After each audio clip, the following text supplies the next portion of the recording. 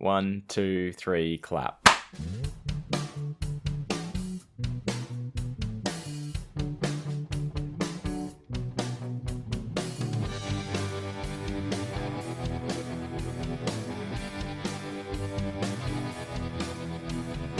Hi, and welcome to Hey Buddy, Nice Podcast. Finally back in Scotland. Causing a delay to the recording of our podcast, that's Brogan Hastings. And faithfully waiting for his podcast host to return, it's Wayne Giovinazzi. That's right, I was like that dog waiting at the train station for its owner to come back. Or, you know, Futurama waiting for Fry, and I just died waiting for you. This is now the ghost of Wayne. See, you're thinking sad things, and I'm thinking like stupid memes, like when will my podcast host return from the war? Oh, yes, yeah. Or that dog that like ripped the doors, like I thought you weren't coming back, so I panicked. Yep. I didn't receive a Dear John letter, so I wasn't concerned. Yeah. Although I was concerned about you because you did text me and say you were being attacked by spiders, but that's not a story we'll go into. No. We've done spider content. Yeah. Spider content's done. But just for those listening at home, the spiders have made it indoors. That's all. But you're back. You're back from... How long were you travelling for? I say travelling, driving. Time-wise? Wait. Yeah. I think it took me about... No, distance. How long in distance were you travelling for? I wasn't sure if you meant days or like hours. Like how many days were you travelling? How many days were you not at work? So, we're recording this on Tuesday. Our usual recording day is Tuesday. Sunday. I left here being Scotland, home, on Friday and drove for roughly 7.5 hours, the quick break in between, which is, that's not very long by American standards, I realise that, but... Yeah, well, 7.5 hours, and where did you drive to? So I drove from Livingston to Oxford, so that's almost... That's about 2/3 the length of the island. So Livingston to Oxford, for you, dear listener, is Scotland to England. Yeah. And that was 7.5 hours. Yeah. If I were to drive for 7.5 hours in any direction, well, I say any direction, if it was west, I would end up somewhere in the Indian Ocean. But if I drove 7.5 hours in any other direction, I would still be in Western Australia. It only takes we're about 2 hours from the border. Okay. So we're not too far from the border, but Oxford is like right down the other end, like the only it's literally almost at the bottom of England. All right. So see, I'm trying to visualize this in my head, but one, I do not know what Scotland looks like. Two, I do not know what England looks like in terms of the shape of the countries. I don't know. It looks like Brogan is using their hands in the same manner I used my hands to show the size of a spider. Yeah. I don't know how to describe it. It's okay. It's I sort of know what it looks like. It's a weird shape. Yeah. I wonder if you saw a drawing of Australia, you would instantaneoally know, oh hey, that's Australia, wouldn't you? Yeah. I don't know if I'd be able to say the same if I saw a drawing of the UK and say, oh really? Look, that's the UK. The UK looks weird though. It's not hard to identify. Yeah. It's sort of like, and a bit... Yeah. Yeah. It's two islands, one's big, one's small. Yeah. So the only thing I know about Oxford is that there's a university. Yes. We walked past the university, walked through the university. I didn't do the actual tour because... Well, my main purpose for going down to Oxford was that I wanted to see Derren Brown, because he was up here, and he was in Edinburgh when, if not exactly when I was in Vegas, around that time. So it wouldn't have made sense for me to go. He was the Penn Teller to your Wayne Giovinazzi. Pretty much. Yeah, in your country when you weren't there. Yeah. So, but I've heard Reddy Rich talk about him. He's seen Derren Brown on Broadway, I'm sure it was. And who is Derren Brown? What does he do? So Derren Brown is a mentalist. He's very famous in the UK. He's had a lot of TV specials. He went through a weird phase for a time where he was like, I have actual powers. And then That's Teller the turned Derren around Brown I'm familiar with. Yeah. And then probably both Penn and Teller, but I know for a fact that definitely Teller said to him, "You cut that shit out." Teller just sat him down in a corner. Was like, "You stop this. You stop this now." Yeah, pretty much. Yeah. Pretty much. And if Tellers tell you to do something, then you fucking do it. That's right. Oh. Teller told him what he actually thinks of him. I know. And we are well aware that no one wants to know that. So yeah. So he's kind of calmed down, and Ready Rich knows a lot about magic. For those who don't know, Ready Rich is the sound guy on Penn Sunday School. He does work for David Copperfield. He knows his shit when it comes to magic. So he had seen him on Broadway. He'd said, really good show, good. And I thought, you know what? If it's good enough for Ready Rich, it's good enough for me. Yeah, that's a resounding recommendation then. Yeah. And I picked Oxford because it's the closest to Southampton, and that's where a shop called Merchant of Magic is. So it was the actual Merchant of Magic that you went to? Yeah. Yeah. So, I mean, it's not close. It's still like an hour and a half drive away from Oxford. Oh. So instead of 7.5 hours, it becomes 9 hours. Oh, yeah. Yeah. Was that maths correct? So I went there on the way back up. So going down, just went down there. And yeah, Derren Brown was really good. Yeah. Derren Brown was... I think I knew this, but I didn't quite equate it. He's funny. He's really funny. Okay. So, all right.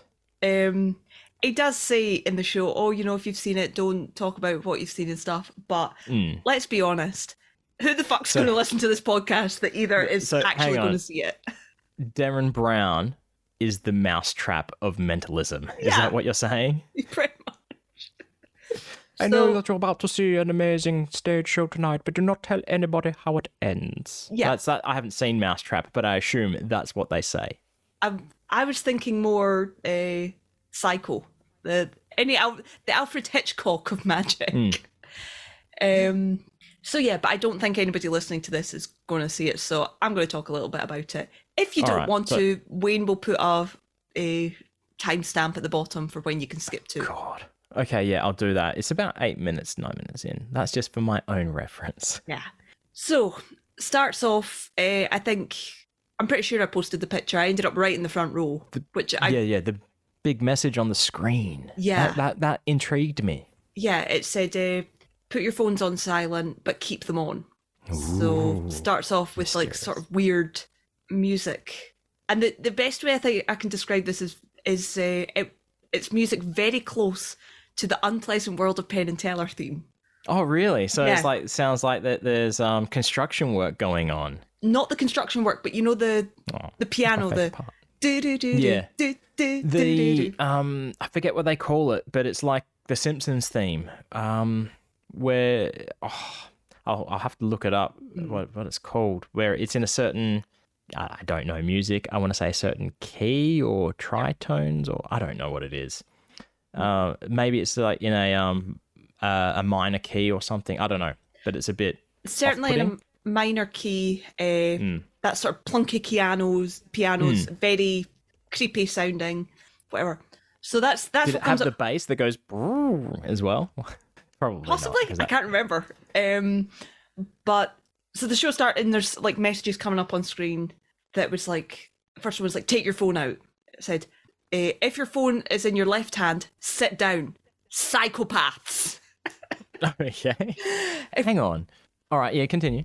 So, and it's stuff like that, if you're over a certain age, if you're between this age range, stay standing. If you're doing this, stay standing. So he's basically cutting down the audience. Yeah. And it gets you to put in a phone number. And essentially what he's doing is one person gets through and is on the phone to Derren. They come up on stage and are taken back, and it's for a trick later down the show. Okay. Which, thinking back, is a bit unfair because they missed the first part of the show. They missed the first part of the first act, which, Well, he should treat them like Derek Delgadio did for In and of Itself. Have you seen that? So, I so regret not putting my, because I saw it in and of itself in New York in 2018, and basically right at the start of the show, he's like, I'm going to need a volunteer, and this volunteer is going to miss the end of the show. They're going to leave before the end of the show, but they're going to come back to the next show, whether that's later today or tomorrow. They'll be here for the next show, so they'll get to see it all again. That's what he should do. He should do that for them and just bring them back. It's very possible he did, but he doesn't say that. You know, like, he might say it on the phone, you know. Yeah, okay. Because I think there is a bit that's like, you know, if you've seen this, if you've done this, if you know where it's going, sit down. Yeah. You know, so it's very funny, and I think it is weird. It's obviously all mentalism tricks. Okay. You know. See, what concerns me is, it almost seems like I've previously equated the Derren Brown specials I've seen to stage hypnotism, which I don't like, and I assume it's better than that. Obviously, it's much better than that. I will say there were a couple of little bits that are like that, but it's not the whole show. Okay. So you feel like there might be some Insta-stooge moments going on? Oh, 100%. 100%. I think if I can figure out how he does, like the volunteer he takes off, that was my first instinct, was Insta-stooge, because they're taken back, they're taken off stage through the back, and it's basically like, oh, we've given this guy's training for, what was it? Subliminal training or something like that. Oh, okay. Subconscious, that's the word. And he'll now be able to, he won't know why he's picking these numbers or these answers, but he will. You know, but what I will say about him, he's very good at closing doors. Yeah? Yeah. So you're not leaving the show thinking, hang on, that never got answered. Exactly. So again, for those who don't know about closing doors, it's basically saying, if you think this is how it could be done, then saying, right, okay, we're changing it up and doing it a different way to say, oh, right, it can't be done like that because now this. So like with the guy coming back out on stage, it's like spinning a coin. The guy can't see it. You know, he's in a chair across the stage, and it's like, okay, is it head or tails? And the camera's looking at it. You know, he's strapped into a chair, so he can't even see the screen behind him. Yeah. You know, calls the right name, you know, and it's... So it's already landed, and then he's saying heads. It's not still spinning, and it's going to be heads. Yeah. Okay. So he does that a couple of times, and Derren Brown's like, you know, oh, so you're thinking this could be a code or something like that. I could be subliminally telling him, you know, the code would be it spins, and the way I asked the question, heads or tails, tells him what it is. So this time I'm going to spin it and not say anything. Does that, gets it right. Okay, so you're thinking it might be weighted coins. You know, can't be. So we'll get somebody else up to show who it is. I'll not touch it. I'll not even look at it. Blah, blah, blah. Yeah. I still think it might be fudged coins, but at the same time, there's coins, then there's a dice version, and then there's something else that gets right. I can't remember what. The easiest way, I mean, we're encroaching on abracababble territory here, I think, but I think the easiest way would just put a thumper on the dude. That's what I thought, because it is sitting in a wheelchair thing. So, and I think, and the only reason I could think of was thumper, which for the layperson is basically just like a device that will vibrate, that you keep on your person. Thank you. Yeah. If you're Vinnie Grosso, it would be under your goodie bag. Yeah. So it was very good. It was very long. I didn't realise how long the show would be. And I don't say that in a bad way. That's what I want from any show, though. Yeah, you want a show to last. Like, was it... I think 90 minutes is that kind of... is probably the right amount of time you want for a show, because it's not too long, but it usually leaves you wanting more.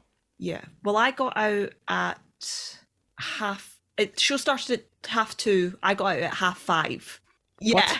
What? It could not have been a 3-hour show. What is this, a fucking Foo Fighters concert? That's why I was like, when he said, oh yeah, the intermission, I was like, there's an intermission. Yeah, okay. So interesting.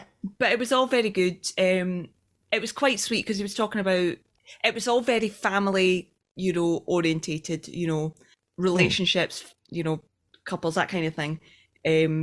Because it's the show is him dealing with his dad's death. His dad died from COVID. Okay. Yeah. So he it's talks- got an overarching theme to the show. It's not like I'm about to do some cool shit. Yeah. Which, like, it's the kind of thing that comes together at the end that you're like, right, okay, I see what's going on here. So yeah, very good, very cool. I was not chosen for a trick, thankfully. I think, and as well because no repeats of Pip the Magic Dragon. No, I did. I thought, what, if it goes up, I was like, I'll play the game. It's like, I'm not stupid. I'm not gonna ruin a show. Well, look, I think he's experienced enough to have multiple outs for certain things for people that either mess up or are trying to fuck with him. Exactly. But I thought, it does say as well, if you don't want to do it, because it's always, stand up, sit down, throwing a frisbee out past somebody who had their hand up, whatever. So it's never a case of people who don't want to go up. Yeah. You go up. I think I'm not a very good volunteer for that kind of thing because I'm not susceptible to hypnotism and all that kind of thing. Yeah. Well, I mean, I don't think it's like so insta-stooging is basically hypnotism. I feel like the same as stage hypnotism. It's basically telling the person what to do, as far as I'm aware. Yeah, the bit I'm specifically thinking about is there's a bit where you had this, clasp your hands out in front of you, hold them really, really tight, and essentially the bit is, you're going to forget your name. Like this really obvious piece of information. You're going to forget your name. And yeah, the amount of people that came, it was like, if you forget your name, come and line up, I'll bring your name back, whatever. There was a lot of people. Yeah. Okay. And I'm like, so there's a part of me that's like, they want to believe that it works, so it works. It's like a placebo. I don't know enough about mentalism or anything to say what exactly is happening there. All I can say is it's not something that I personally am susceptible to. So, but having said that, there is one weird bit. So it gets a guy up, and again, it's like hypnotism. And it's like, I'm going to count to 5. You're going to get up, take the card out of the box, put it here, but not realise you've done it. We could all see it on the stage. It's like, okay, that's fine. And then he does it where he's got somebody watching the box, like an audience member watching the box. The guy coming over from the table onto the box is on a shelf up here. Derren has to get my chair so he can stand up and put the thing in. Yeah. He's like, yeah, you're going to do this. Most of the people in here, they're just going to have a blank space in their memory. They're not going to see it, right? So he counts down, 1, 2, then it's... I like the idea. Yeah, and then it's like click, and then it's 5. And it's done, it's moved, card is now in the box. And I'm like, well, I'm not susceptible to this. I know that's not what happened. No, Something it's just item happened. to impossible place is all it is. Well, gets to the end of the show, video comes up on screen, it's that guy at the table getting up from the table, Derren getting the chair, the guy getting up, putting the card in the box, and Derren doing a little dance, and then coming back. And I'm like, what the fuck? But how much? Okay, so the camera's showing him and the little posse at the table. Does it show the rest of the audience as well, or is it like so? That suggests too dark. So a plan. My only thinking is that stooge. Yeah. Not even stooge, just a part of the show. Planned. Yeah. So. Yeah, that would be. I think that's a funny bit more than anything. It really is. Just there's a good bit. So even the bits that you're like, don't hypnotism, mentalism, that kind of thing. If you're skeptical about it, he is a great showman. He really is. And even his jokes and stuff, like he was saying, oh yeah, this is called showman. Oh, he was talking about horoscopes, and it's like, oh, this is your horoscope if you're such and such. If you're this and you think it applies to you, put your hand up. Haha, I got you, because this is actually the horoscope for Gemini. Yeah. So does he do the whole show still based on portraying it as that it's real, or is he saying they're tricks kind of thing? He never says one way or another. Okay. But but it's not like serious, you know. Yeah. So I feel like if anyone who was under the impression that this could be real, they go home, Google Derren Brown, and they will see that, oh, okay, he says that it's like it is tricks and that. He's no longer proclaiming that he's got powers. Yeah, I think it's one of these things that if you want to believe that he's got that, then you're free to do so. But, you know, nothing stated, nothing says, you know, I have hypnotic powers, blah, blah, blah. The closest thing would be the subliminal training thing, but we think that's the thumper. Yeah. I'd say I still don't see that any less immoral as psychics, etc., who are claiming that it's no harm for someone to believe it. The harm being is that if they do believe it and they keep on going down that path, they can be hurt and damaged by it. Not necessarily by him, but by other people. I think it's hard to tell. I think, because I was having to think about this, I think the only people who specifically say this is a trick are Penn and Teller when it comes to like mentalism style stuff. Because then are you saying that Zabrecki, you know, I try and think about it like Zabrecki, who is a mentalism act, but is so ridiculous.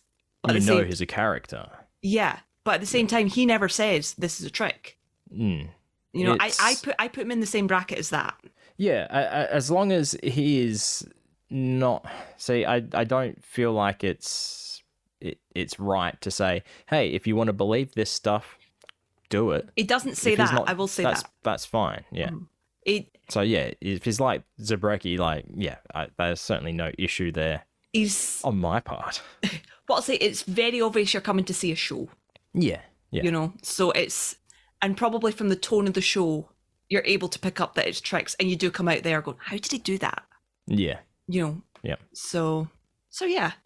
See, you talked about Penn and Teller being the only ones that come to mind saying that this is a trick and that. My favorite thing that Penn and Teller used to say at one point was, we're a couple of guys who have learned to do a few cool things. I think that was my favorite way that they would preface it. And they didn't even do that. They didn't say that for very long. Yeah. It's like, oh well. Yeah, that was a good line. Was that in Don't Try This at Home? I don't know. But yeah, I can't remember where I heard it. But that, yeah, it was probably around that era anyway. Fluffy hairpin era. Yeah. Fluffy hair. Like my hair. I hadn't had a haircut. Still. So you travelled to, I don't know, jolly old England, sunny old England. It wasn't sunny when I was driving down, I tell you that. Jesus Christ. It was really absolutely torrential rain. And then it was fine when I got there. It's like, cool. You could have just waited until I was in the hotel to bucket down. Thank you.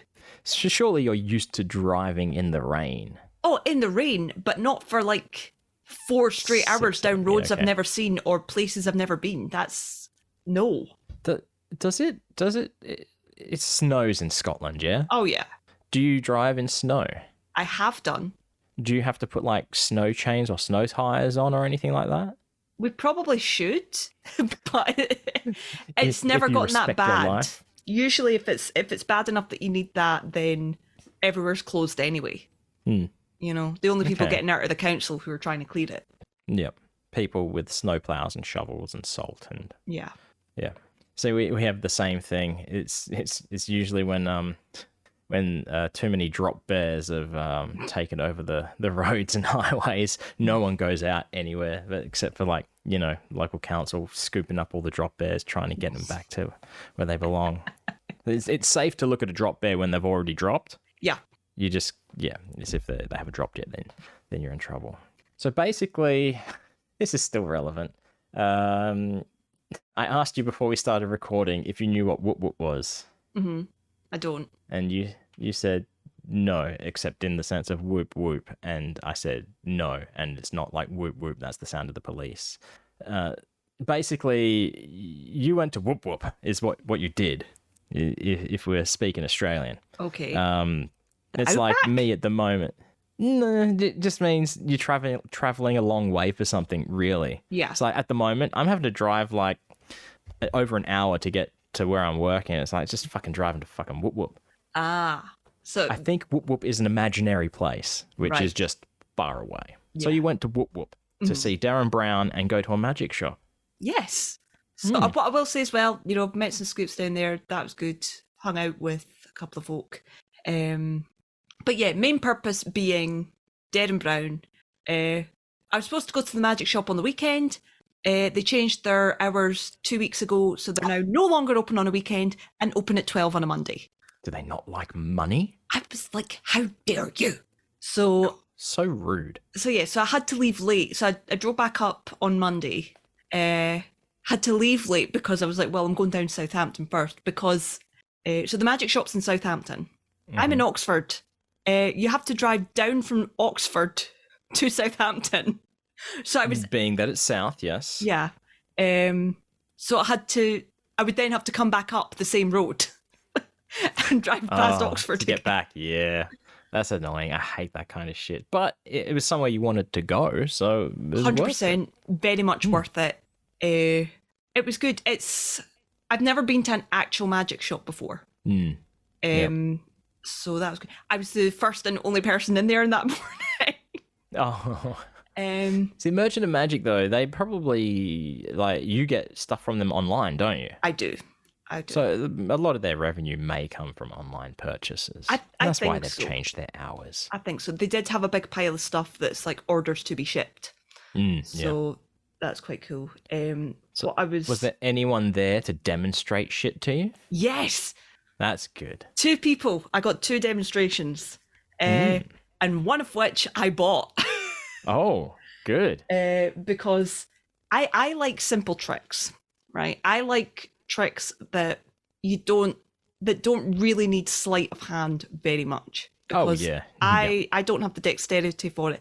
Certainly at the moment, possibly down the future I might, but I like stuff that is essentially self-working tricks.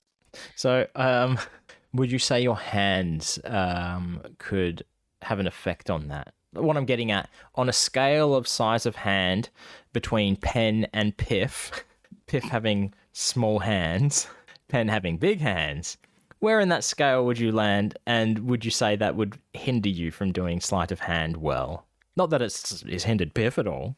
I would say I'm definitely down on the Piff level of hand size. Okay. Noted. I say this with all the love in the world. Piff has chunkier fingers than I do, so that might help to hide maybe, things.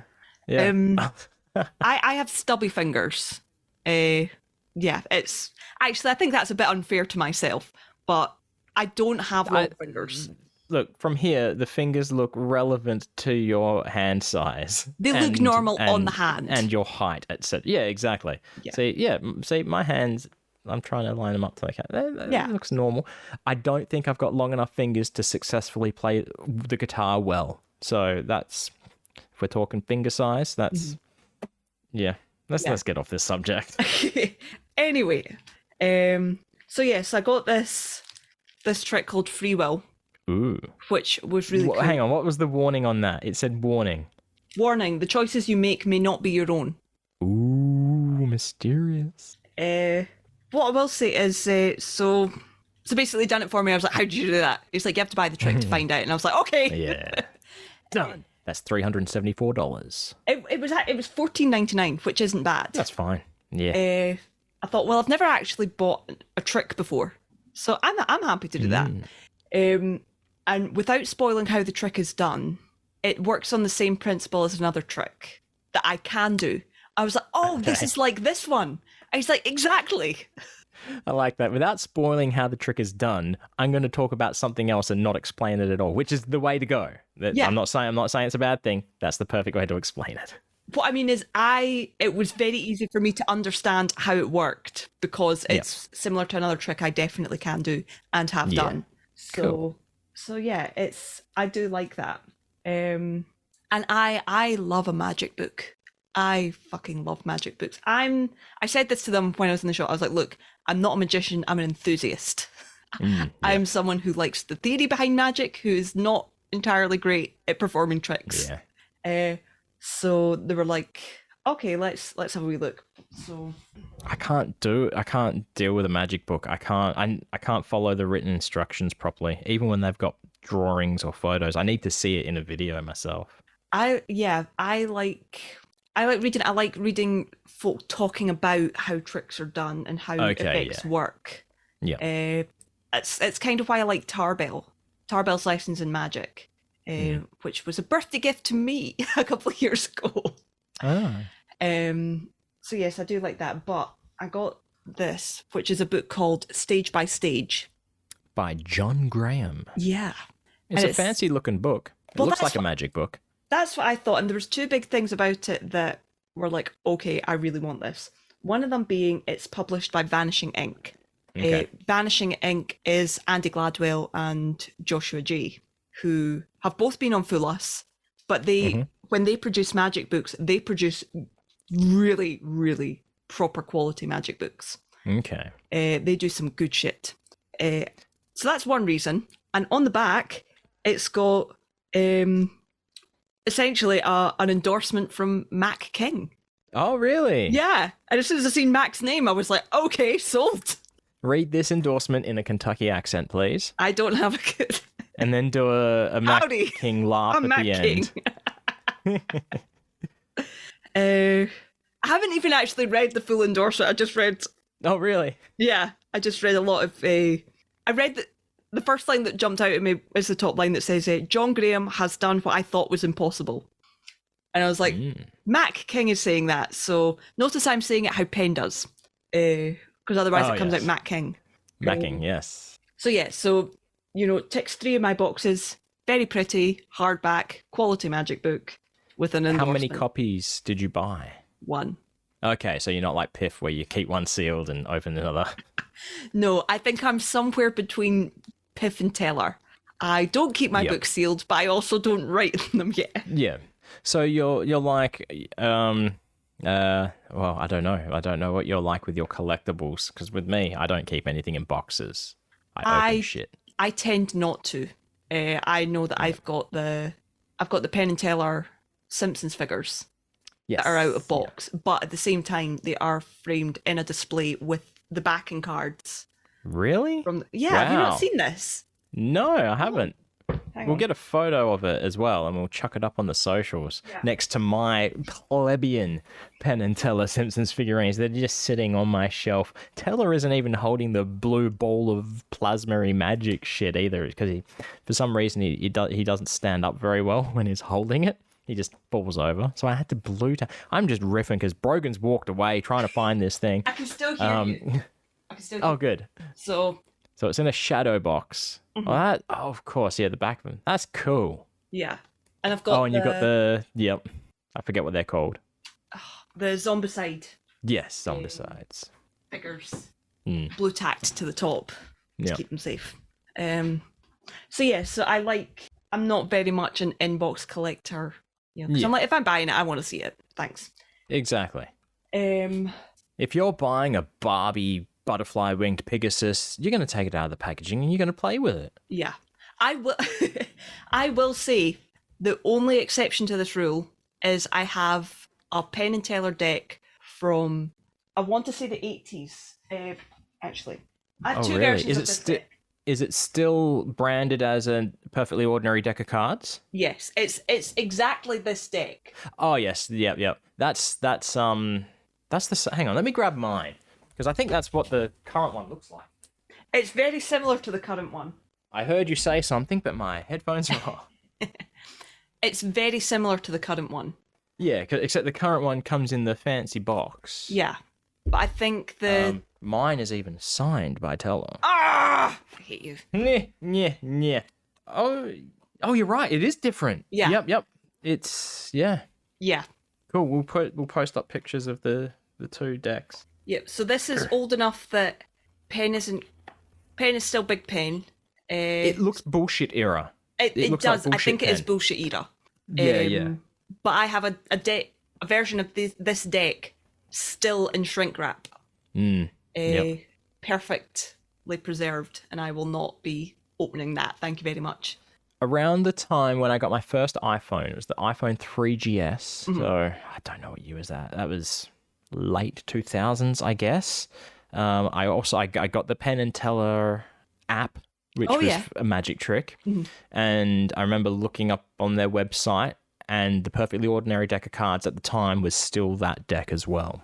Ah. So there could be a bit of a range there. But of course, they don't need to change it up. I mean, until Penn decides to lose a bunch of weight.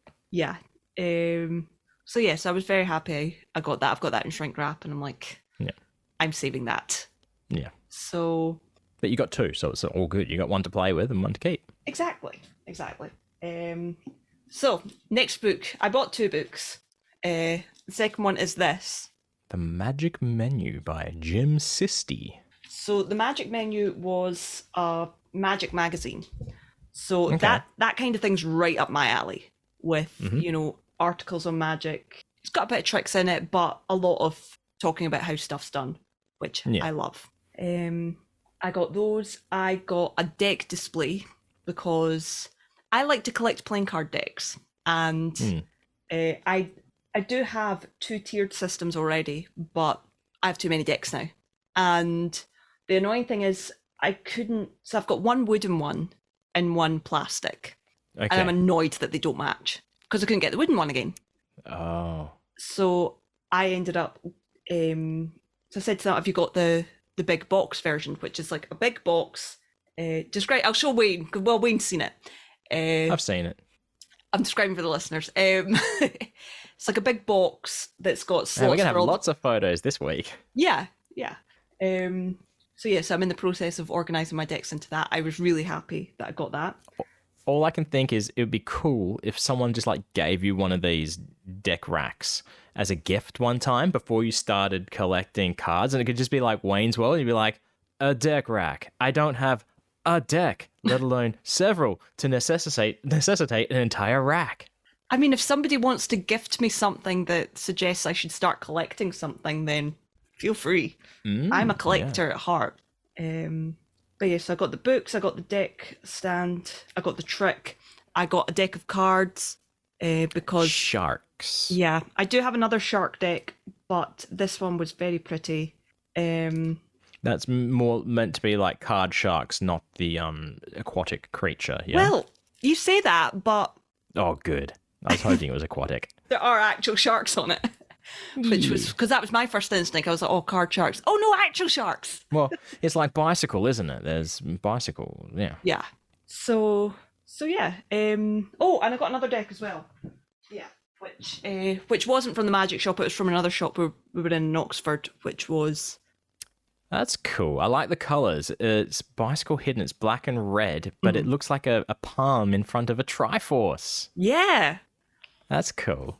Yeah. So I don't actually... I thought I had more bicycle branded playing cards than I do. I don't, apparently. I have 3 decks, including this one. Yeah, I guess I don't have many bicycles. I've got a fair few illusionists. I want some tally-hos. I don't have any tally-hos. I just don't want some think I've got basic any tally-hos. I have 2 Jerry's Nuggets. Poor Jerry. Probably not. Probably one of my least favourite playing card styles. It's a simple looking thing. It looks very sideshow-y, from what I could see. It's very plain looking. But most of my decks are like weird, fancy decks. Yeah. Because I tend to get the mystery deck packs from Merchant of Magic Online. Oh, really? And gosh, we should have done an unscheduled advertisement for Merchant of Magic. Roll the clip. No, they're not paying us. We'll do that at the end. Yeah. Oh shit! It's time for an unannounced advertisement break. We quite liked doing this last time. I missed it. I missed doing it last episode, so we're bringing this back. And if you don't like it, tough shit. I want to say, but no, please let us know, because if you don't like it, then what's the point? But it's not like we're getting paid to do this. We're doing this because we want to do it. This advertisement is for something that they don't even know we're doing it. No, this is a surprise advertisement every single time. How whacked out is that? I mean, if you want to pay us to do it, that's fine too. But you know, we would not accept. We would not We would me English well. We would not accept payment from you anyway for this, Mr. Big Sexy. I mean, we would. That's right. Still. We're pimping Big Sexy Nomad with Big Sexy and the Almost Psychic. Here's our friend Jobeth. So that's our two friends, right. Big Sexy and Jobeth. Indeed. I don't really know Jobeth though. You know Jobeth more than I know Jobeth. I like saying Jobeth. That's a fun name to say. Jobeth is a great name to say. Can you hear the stuff in the background of somebody drilling? Doesn't matter. This is an unscheduled, unannounced advertisement. Anything can happen during these parts. Yeah. Can you? I can hear that, and I can see it going up and down on the... Who cares? That drilling, you know what that drilling is? That is the hordes of people trying to drill into... I don't know, the studio where Big Sexy Nomad is recorded. Yeah. What is Big Sexy Nomad? It is a new podcast, isn't it? By our friends Big Sexy and Jobeth. I'm going to let you speak for the next bit. Why? I can just hear them shouting. Are they shouting at each other? Oh no. Is it like full on domestic going? Oh no. This is...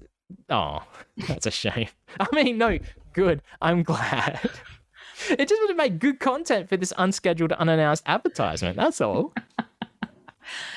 I mean, I don't know if you're actually going to keep this in or not. Oh, yeah, absolutely. But yeah, no, our buddy, our Scootfest buddy, Big Sexy, and our friend Jobeth. I can't remember if Jobeth was at Scootfest or not. I don't think so, but he should have been. I think I would know. Yeah. But Jobeth is my art buddy because he convinced me, or he reminded me that I had to finish the tarot deck. The tarot decks, yes. Yeah. Decks, I say, as if there was more than one. No, I think doing them one was enough. I have a confession. Mm-hmm. I've not yet listened to the episode 1 of Big Sexy Nomad. Have you? I haven't, but I've also been traveling. So That's right. I'm trying to... You know what? That would have been perfect time for you to listen to it. It probably would, but I try not to start new things when I'm traveling. I try to stick with old comforts. What you know, yeah. Yeah. So we just want to shout out our buddies. That's all. Mm-hmm. Say, you know what? We can go on this journey together. You, me, the dear listeners, and find out what this podcast is like. Yeah. We can enjoy it as one big family. Exactly. Mm-hmm. And go on a journey to discover, like Big Sexy's going on a journey. Exactly. And I was going to say, you don't like to listen to new stuff on a road trip, but you know what? Big Sexy is going on the ultimate trip. Exactly. He is leaving his home country and moving somewhere else. That's insane. I don't know if I could do that, I say, as we obviously going to one day live in Las Vegas. Exactly. I think it's like what he's doing sounds terrifying to me. Oh, absolutely. Essentially just upping and leaving. For me, I would have to have a job set in place before I did anything. But no, kudos to him for getting on and doing it. I got nothing else to say because I haven't listened to the podcast. Me neither. But by the time you hear this in this episode, know that I have listened to it. And you know what? If it's terrible, I'll tweet about it being terrible. And I'll say, totally ignore that unscheduled, unannounced ad break in the latest episode of Hey Buddy Nice Podcast, which we've already decided the name is... What's the name of this episode, Brogan? Hey Buddy Nice Road Trip. Yeah, that's it. I should have realized by the context clues of what we're talking about. I like the fact that even if you don't like the episode, you're still going to leave in this advertisement because you edit all this. That's right. But no, you know, I mean, if you should be following me on Twitter because we did not give... Look, I'm just going to say at the end of this episode, we didn't give our Twitter handles or anything. No, we didn't. What the hell planet was I on? So you know what? Let's do it right now. You can follow us at NicePodBud on all social media accounts, Twitter, Facebook, anything else you can think of. And you can follow Brogan at 7 Billion Needles. And you can follow Wayne at Wayne Giovanazzi. No, you can't. That's you can follow him at Wayne Gio. That's right. Yeah, Wayne Gio. I like how I just immediately trusted in you. I was like, that's right.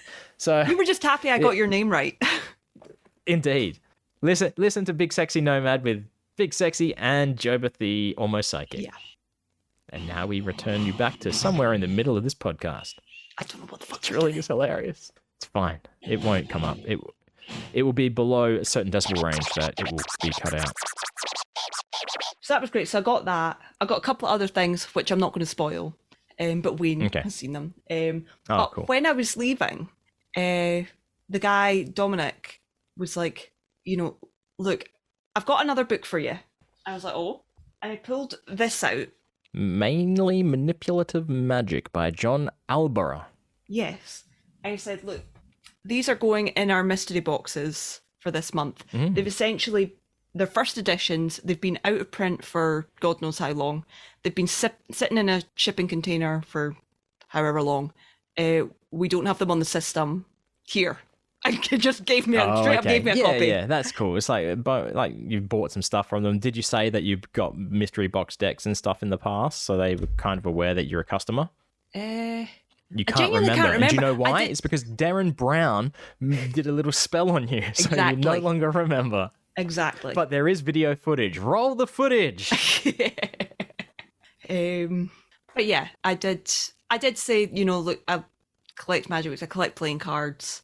I think they know I'm a customer because the fact that I said, oh, this is the one that I'm looking for. Like I came in, knew what I was looking for the most part. Yeah.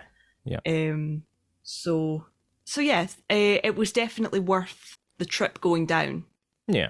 It was worth the fuel. Yeah, because I did have to fuel up a couple of times. It wasn't. I never let my fuel get under half a tank. Oh, see, I don't know if it's true, but you shouldn't. It's less efficient to fuel up, to fuel up more often. Like you should let your tank start to empty, like not fully run out. But I don't know if there's any fucking truth to that or not. I mean, 90% of the time. So what comes up on my car is it tells you essentially roughly how many miles you've got left. Yeah. With the thing. So I've seen mine go down to like 12. -7. Pretty much. I like to leave it as long as humanly possible. Of course. Apart from the fact, this was an exception being the fact that it's a road trip. It's a big road trip. I had no idea when and where services would be, so I filled up at my own rest stops. Like, well, I'm stopping anyway. I'll top up the car just while I'm here. Okay. So yeah. But really, there is all aside from standing up too quick, getting dizzy, and almost passing out as being one of the best free natural highs. Driving your car to almost empty, watching the kilometers or miles left drop down, getting closer and closer to zero, while trying to get to a service station that you're driving to before you conk out and can't get any further. Oh, I tell you, nothing better. No, that's anxiety central for me. Oh, no, not. Actually, good segue. Speaking of anxiety and all things like that, on my way back up, so full story. When I was going down, I made a stop, but I didn't stop for long enough. I think I only stopped for about 10 minutes. And I decided that was a mistake, that I wasn't going to repeat coming back up. So when I got about halfway back up, stopped at a service station, got a drink and stuff, and then put on Instagram Live. And I thought, somebody will chat to me. That's a good excuse that I'm not like rushing to get away. So I can have a proper rest, whatever. And do you know who joined me on Instagram Live? Hang on. Wait, let me guess. I'm going to use my Derren Brown powers to work this out. Muscle reading. It was the one and only Danny Ocean, George Clooney.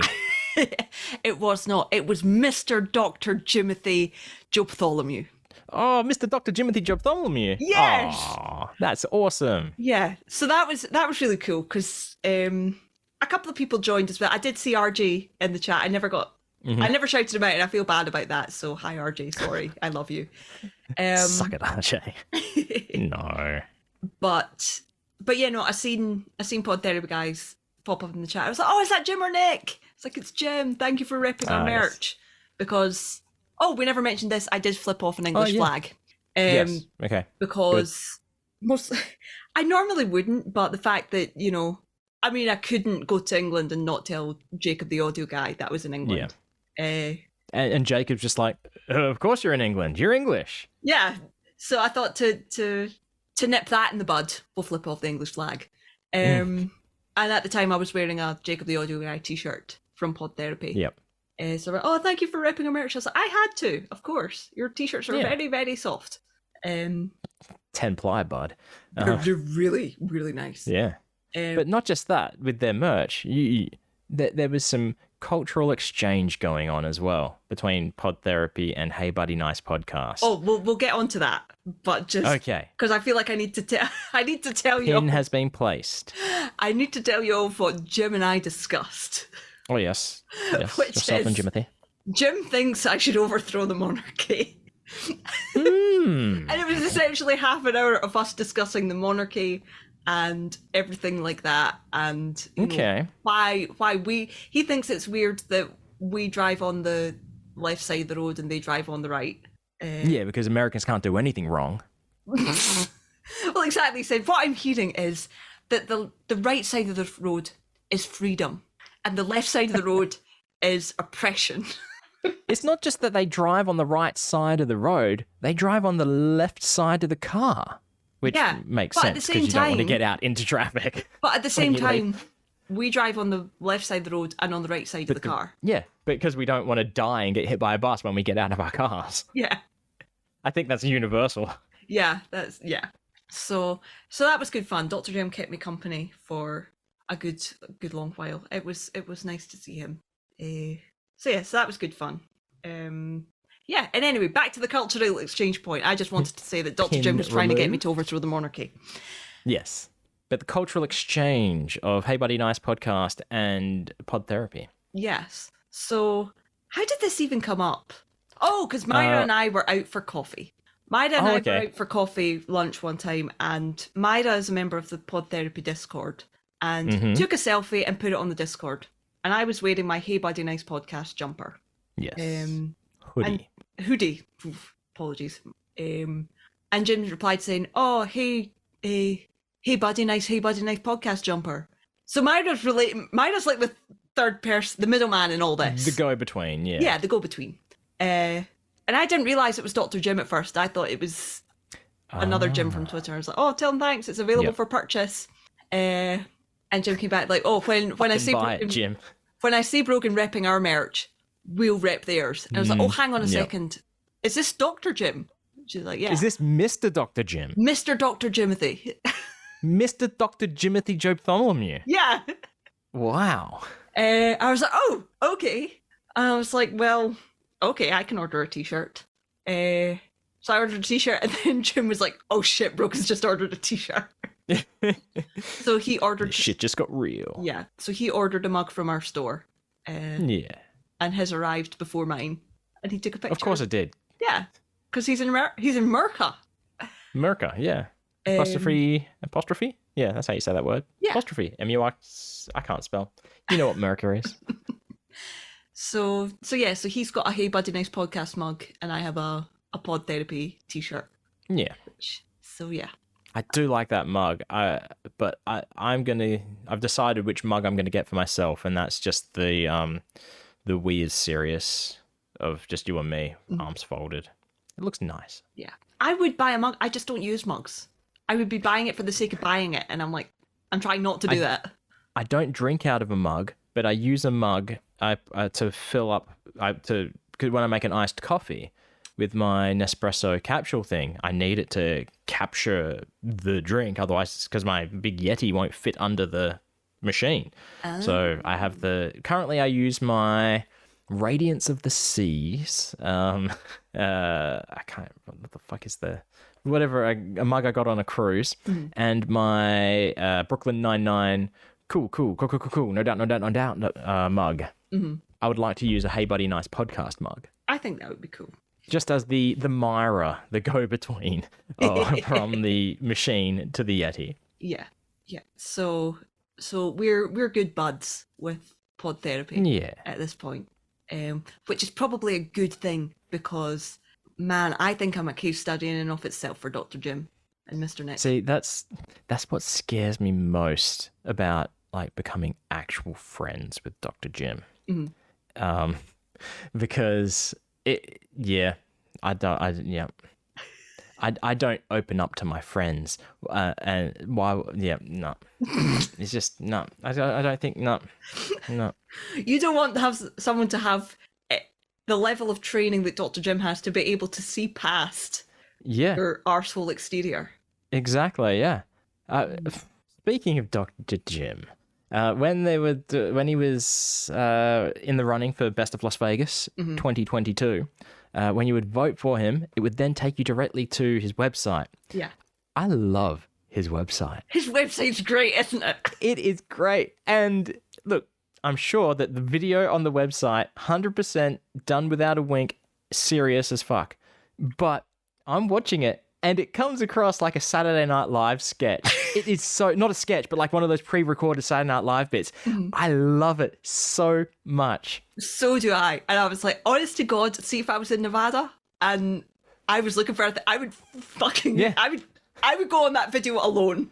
Yeah, I was going to say, if I was in Nevada and in need of a therapist, which is a stupid thing to say because of course I am, that would make me actually go to that practice.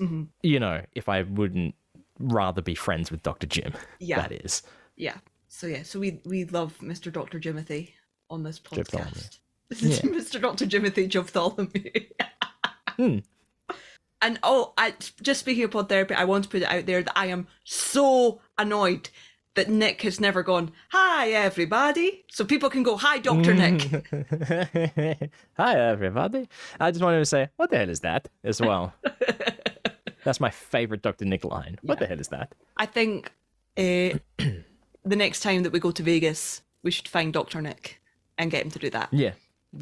We should actually spend some more FaceTime with Dr. Nick, because I don't think more than an introduction happened. I don't remember talking to him. I remember seeing him, but I don't remember talking to him. Okay, maybe, yeah. It might have just been, I feel like it was at Mr. Derren was like, hey, and that was about it. Here's a terrible segue for you. Speaking of healthcare professionals. Yeah, that works. Yeah, that worked. Well, it came out of nowhere, this news, didn't it? Oh my God, I was shocked. Like, I didn't know until you text me that this happened. I thought you might have known about it because you watch like Sunday School Live and stuff like that.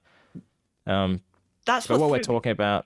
Yeah. What we're talking about is that Mr. Teller of Penn Teller went under a quadruple bypass surgery, seemingly out of nowhere. That, and because at first I thought it was a triple heart bypass, which is the same as what Bob Mortimer had. Bob Mortimer being a British comedian, you know, blah, blah, blah. And that was serious at the time. Yeah. So quadruple heart bypass, Jesus Christ. The fact that Penn hadn't mentioned it on Penn Sunday School, I think that just shows a level, how serious it is. Yeah. So it might have been, look, so my dad had multiple bypass surgeries. His first was a quadruple, but that was off the back of a heart attack. Right. So it without knowing any details whatsoever, I would hope that it was off the back of it's like, look, you're not having any serious problems right this second, but if you don't do anything about it, you're going to. Yeah. So yeah, and from what it looks like on Twitter, he's recovering nicely, which is good. Yeah, because the thing is as well, they didn't release a statement, or at the very least, their manager Glenn didn't, until after Taylor was out of surgery. Yeah. And in a good few days until I noticed. So that's poor Taylor. That poor man has been through the ringer medically wise. Well, one of the medical concerns was it's one of the reasons why they had to postpone coming to Australia. Well, because he had with his back. He's had multiple back surgeries. Yeah.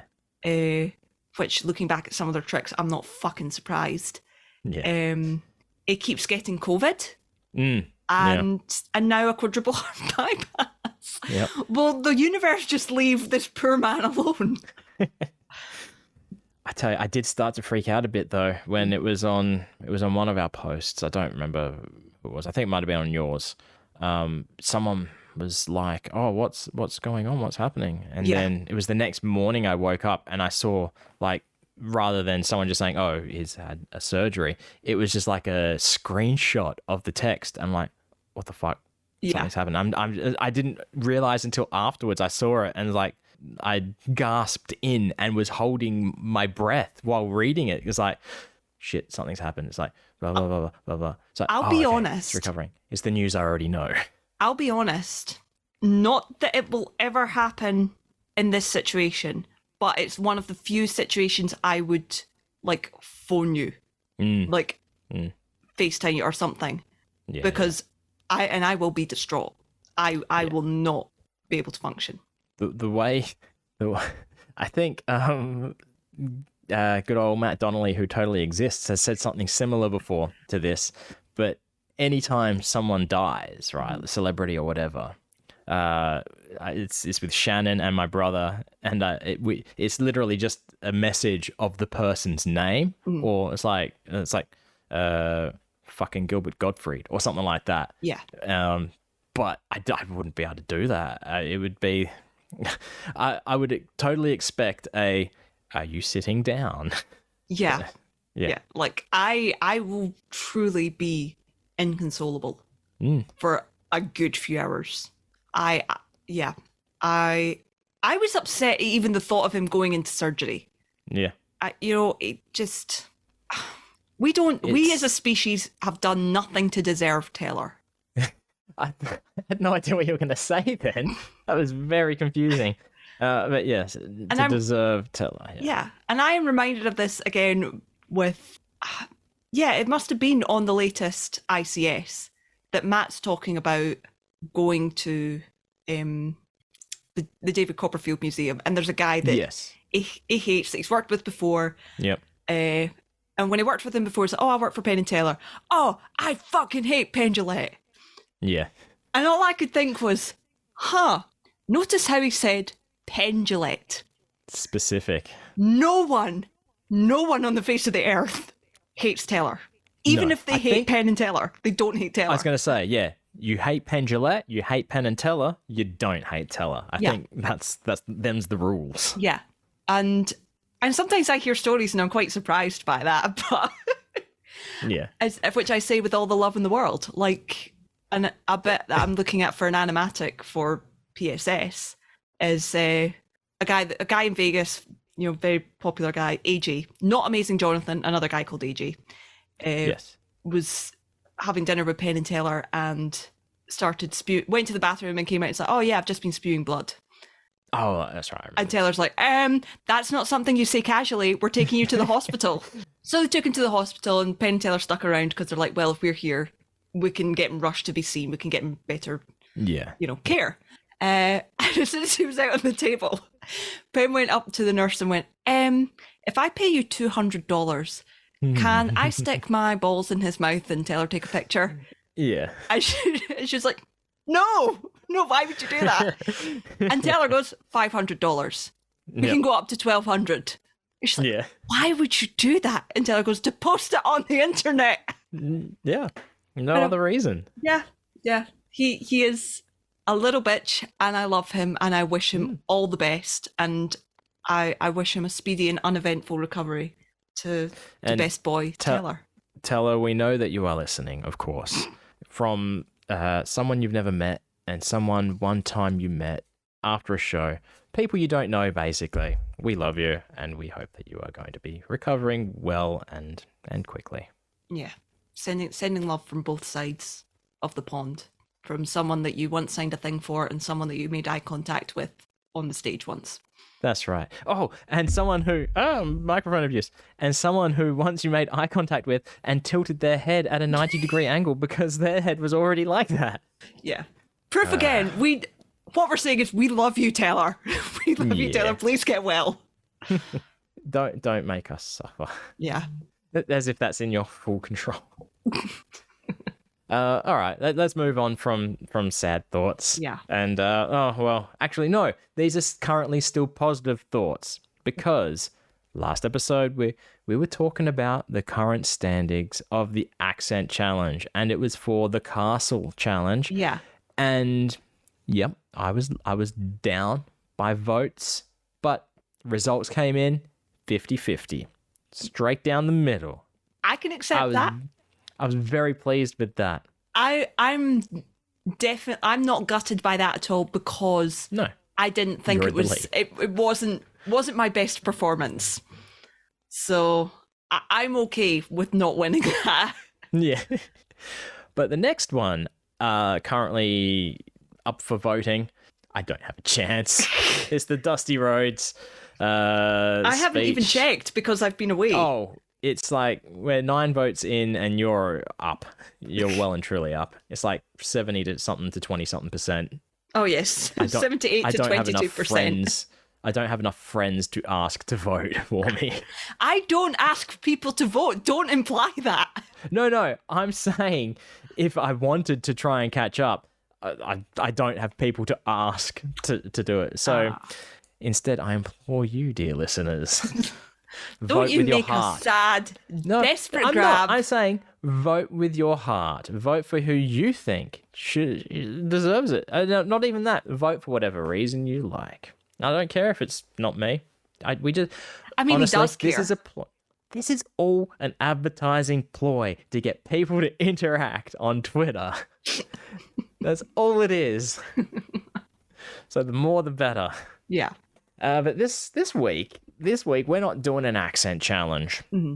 And it's not because we haven't received accent challenges in the post, via email, which you can do. You can send in your accent challenge to us to admin@nicepodbud.com, or go to the website nicepodbud.com and click on the contact form. Up the top, there's a little button there, and just send it through to us. Mm-hmm. Today, we're doing a challenge, a game, a quiz. I don't know what to call it, but it's from listener Jesse Miller.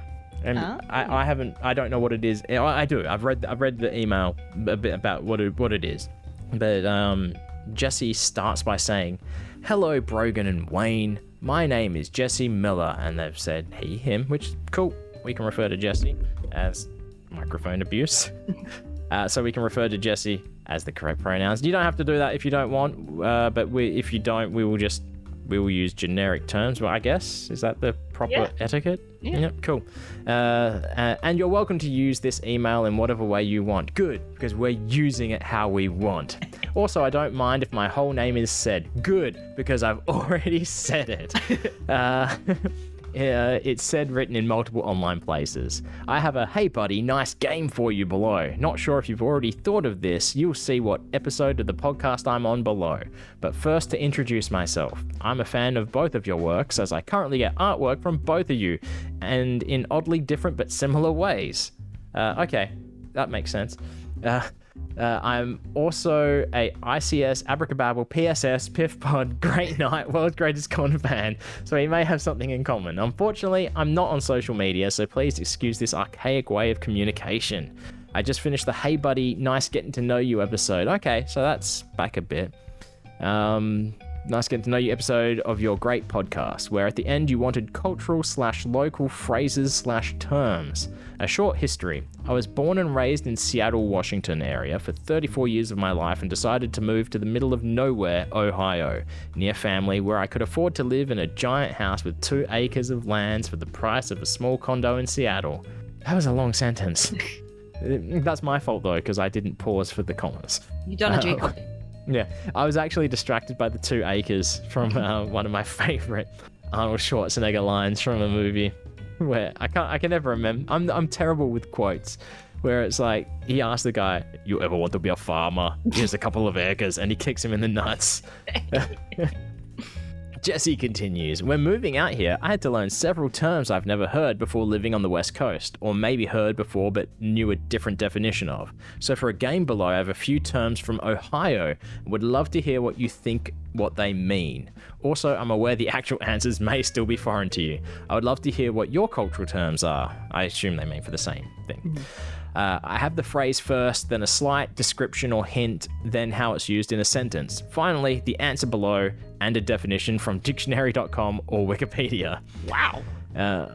So, Very hey thorough. buddy, nice game. Yeah, so, I guess we should open a notepad so we can keep score. Hang on. There Is we this go. fair considering you can see the whole email and I can't? I can scroll down to not see it. This is when I emailed you and said, do not read this email. Ah, right. So, hey buddy, nice game. Phrase 1. Carry in. That's CARRY-IN. Carry in. Description is a social gathering of people use this term when they are meeting up for a food-related event. So we have to, based on that hint, we have to say what we think a carry in is. Takeout. That'd be the opposite of takeout. No, I think it's when you get food delivered. Oh, so you think it's like a Uber Eats kind of thing? Yeah. They're dropping off you. Okay. Yeah. Carry in to me sounds like, social gathering with food. Just sounds like a barbecue. Like everyone brings food. I'm thinking, in my head, I'm picturing like a pizza night. Okay.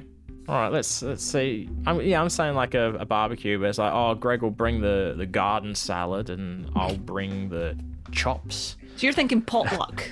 What's that? You're thinking more potluck, where like everybody brings different things that they've bought. Whereas I'm We don't thinking call it a ordered from a potluck. restaurant or something. Yeah, we call it. We don't call it a potluck either. That's a very No. American term. The answer used in a sentence. Oh, as well. There's used in a sentence. I didn't scroll down far enough. The carry-in is on Friday. Don't forget. The sentence doesn't explain anything further. No. The answer is potluck. There you go. Oh, So you were correct. In me being, you were correct that I was correct. yeah. And then the dictionary definition, also called a potluck supper, potluck dinner, potluck lunch, a meal, especially for a large group to which participants bring various foods to be shared. Yeah, that means I get a point. Brogan's still on nothing. Let's see. Phrase 2, the squad. Description, a group you call. Used in a sentence, call the squad for Mary. I think that's just your friend group because we use that as well. Yeah, I mean, I've never referred to a group of friends as a squad. I think it's the police. But, ooh, you reckon it's like Mary's doing bad shit and you got to call the squad for Mary Yeah, to arrest Mary? Yeah, or Mary's been I robbed. reckon. Okay, yeah, that makes sense too. That's on me for assuming Mary is a bad person. The squad, I think, is more like the brain trust. It's like Mary has a problem, and you got to call the squad to help Mary with this problem. So it's not necessarily friends, Yeah. but it's the people that you would call for Yeah. advice. Let's see. The answer is an ambulance. I think So I was you the were closest. close. I You get were that. closest. All right. Call the squad. Definition, a specially equipped motor vehicle, airplane, ship, etc. for carrying sick or injured people, usually to a hospital. Phrase 3 is Buckeyes. Description, a confection sold at farmers markets and multiple stores in Ohio. I'm going to guess what the sentence is. I'm going to the farmers market to buy some Buckeyes. The sentence is, get me a bag of those Buckeyes. I wasn't far off. Buckeyes. This I want to say something mean- like popcorn. popcorn is considered a confection, I guess. Yeah. If it's got like powdered sugar on it, it would be. Do you call it powdered sugar or do you call it icing sugar? Icing sugar. Yeah, icing sugar. Confectioner's sugar. Apart from small digression, when do you remember, Bad Libs or bad voiceovers, bad dubs, whatever it is? Yeah. They done the Game of Thrones one. And Bad there's a lip bit in it- reading? Bad lip reading? Bad lip reading. That's it. Yeah. There's a bit in that where Robert Baratheon goes, powdered sugar. That's, and I think of that all the time. So yeah, it's icing sugar until I think of that. All right, so you're going with popcorn? That's your answer? That's my answer. My answer is something like a humbug, like some sort of boiled sweet. Ah, that was my second thought. Popcorn never even entered the equation for me. The answer is peanut butter and chocolate candies. Okay. I wonder if that's like a like a Reese's Buttercup or something, or if it's like hard candy. Yeah. No points again. No, I don't. Oh no, I think I was close enough with Squad. You reckon you were close enough? I was close enough with Squad. You had the wrong Emergency services. Emergency you should have just service. gone with that then, shouldn't you? Give me my point, bitch. Come on, man. Look, no, we'll sit. Fine. If you're gonna complain that much, we'll give you a point. There you go. Let's see. Next. See, I was gonna let the oh, here we go. It tells us what it is. Buckeyes are a confection made from a peanut butter fudge, partially dipped in chocolate to leave a circle of peanut butter visible. Buckeyes are similar to peanut butter balls, which are completely covered in chocolate. That's from Wikipedia. Neither of us get that, definitely. No, that sort of shit does not exist in Australia. Yeah. I did almost have to force myself to give you that point from the emergency services because I had to convince myself that I'm not that competitive for this. Phrase 4. Phrase 4 is cornhole, and there is a hyphen between the words corn and hole. Description: a game played outdoors, used in a sentence. Let's play cornhole at the park. Now, I know this. I'm certain I know this. Yeah. Because it's. I think. I don't know what the actual game is called, but it's that board that's got the hole in it. I think it's just called cornhole. Yeah. And you're throwing beanbags into the hole. Yeah. That's microphone abuse. We're going heavy on the mic abuse today. Let's see. Answer: beanbag toss. Yeah. That's a point each. I mean, there's no... What's the point of adding them to our tally? It changes nothing.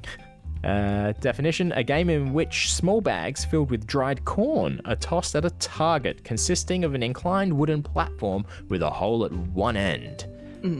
Many are introduced to cornhole at a tailgate or family outing. Yes, if you know the outside of our... I'll start that sentence again. Yes, if you know the outside of Ohio term for cornholing, this gave me a giggle every time I heard it at work. Also, the definition of this version is on dictionary.com. Oddly, lol. I'm not sure what that meant then. No. Oh, that's the end. We drew. It was a draw. Because Brogan wanted the point for emergency services. 2-2. Thank you for your amazing podcast. I see the newest episode is you have merch, maybe, so I'm looking forward to that episode and purchasing some stuff to hopefully help support this great podcast that you're doing. Keep up the amazing work. Yes, you can be like Dr. Jimothy, Mr. Dr. Jimothy Joe Bartholomew and have your very own Nice Pod Bud merch. Yes, please do. We don't know what we will do with those funds, but we will find something. Some way to upgrade this podcast in some kind of way. That's right. Where can one get our merchandise? Do you know the website? nicepodbud.com/store. Yes, that is it. Yeah. Correct. Or you can just go to nicepodbud.com and click on store. I was trying to remember if we had a redirect. It is a redirect, yes. No, as in like if we had... like, for example, my commission form, not to plug that, my commission form is at 7billionneedles.com or goodenoughforpen.com. Yes, yeah. You know, so I couldn't remember if we had something like that, but we don't. You know what? We should probably set up a redirect like nicepodbud.com/Brogan commissions or something as well while we're at it. Yeah. Well, that went well. So, yeah, definitely. I like these kind of things. So if you've got terms that you feel are...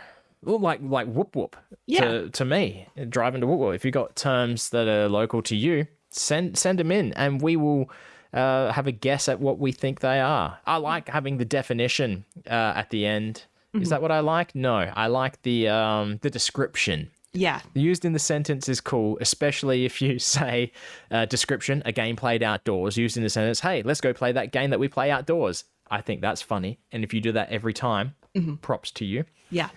I like having quizzes in general. That's quite fun. Yeah, actually. Yeah, that's good because we don't want to do an accent challenge every time. Yeah, that gets boring. But still, send in your accent challenges and send in your. we haven't done it this episode yet, and we've received a couple already of things that sound cool when spoken by Brogan Hastings or when said by Brogan Hastings. The brief is being missed a little bit. The brief is singular words, no more than a couple of words. but like we don't want sentences. We definitely don't want whole paragraphs. Yeah. Which we are getting. But not to say, I think we can edit them down and just pull out the gold nuggets from these sentences as well. I mean, I can read the whole sentences, but that's a little bit close to an accent challenge. That's the only problem. It is, yeah. We want to define it. So really, what this segment is words that sound better when spoken by yours truly. Yeah, like menagerie, for example. Can you just say the word menagerie, Brogan? Menagerie. Cool. There we go. Things like that. It can be an odd word or a basic word. Mm-hmm. But it could also be a couple of words like erectile dysfunction. Mm-hmm. And if you're smart, you'll put up single words that make a sentence to make me say whatever you want. Yes, that's an angle we didn't see coming. Yeah. We're also we've noticed that our episodes have been going probably a bit longer than they should. Yeah. I think we're going to try and cut them down to no longer than an hour and a half. If you like the longer episodes, let us know if that's what we should do, or if you prefer these shorter formats. That's great. Yeah. It might be better because it feels like sometimes I feel like we ramble a lot about random shit. But hang on, isn't that our whole podcast? That's our entire shtick, is rambling in funny accents. It is, yeah. Oh, microphone abuse. I'll cut that out. But yeah, send them through to us. Send us your challenges, your accent challenges, your games, anything, or even just like we've said this, but no one has sent it through. Was we do our art talk as well, so anything to do with art for us to review or critique, which is only going to be in humorous ways from us. It's not going to be serious. We'll be serious about it as well. But if you want advice about, or just like want to know things about what we do, like Brogan's drawings and Penn and Teller bi-weekendly, and my comics, etc., we will gladly answer any questions that you have. Absolutely. So that wraps up the end of the show portion of the show. So I guess that means we're at the end of the show. So thanks for stopping by. And as always, stay fresh, cheese bags.